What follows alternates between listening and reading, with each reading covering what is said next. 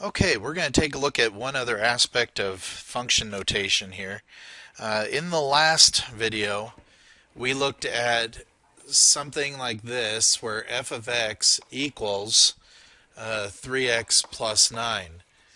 And then we took and we said, hey, take the f function and put a negative 5 into it. And so we just, anywhere we see an x, we're going to put a negative 5.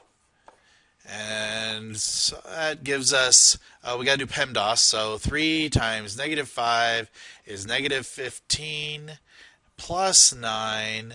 And let's see, last time I checked, that means you owe somebody 15 bucks, you paid them 9, so you still owe them 6 bucks. So that would be the answer. But there's another type of problem that we could end up doing with these functions, and that's where I instead say, all right, how about if f of x equals 30? And then I tell you to find the input. Well, the input is just the x. In other words, we want to know what number do we need to put in there for x to make the expression, this baby, to make it equal 30. Well, that's just another way of saying solve the equation. And the equation is going to look like 3x plus 9 equals 30.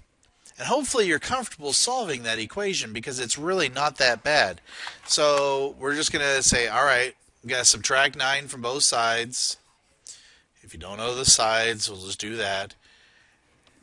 And then let's see, we get 3x equals 30 minus 9 is 21.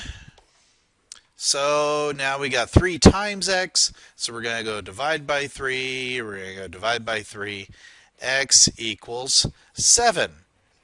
So what that means is that if we take that 7, put it back in up here for the x, that means that f of 7 would give us a 30.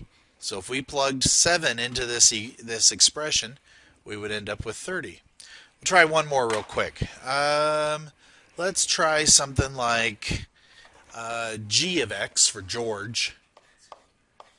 The function named George. And we'll go 7x plus 2 minus... we're not going to do an x squared, so we'll just go another 3x. Okay?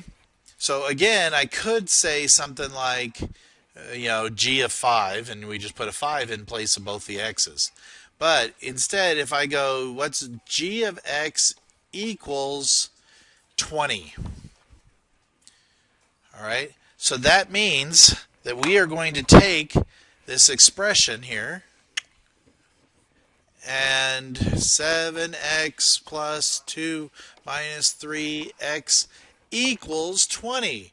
And we want to find out what the x is that will give us a 20. In other words, we want to solve it. Well, right away, we can take and combine like terms. So we've got 7x minus 3x. So 7 apples minus 3 apples is 4 apples plus 2 equals 20. We're going to subtract 2 from both sides. And we'll get 4x equals 18. Divide by 4, divide by 4. X equals 9 halves. Now, just because you got a fraction does not mean that it's a wrong answer. 9 halves is a number 2. Don't be prejudiced. So, that's it. So now we kind of know how to plug numbers into functions, and we also know how to be able to take and solve a function for a certain value. That's it. We'll see you in class.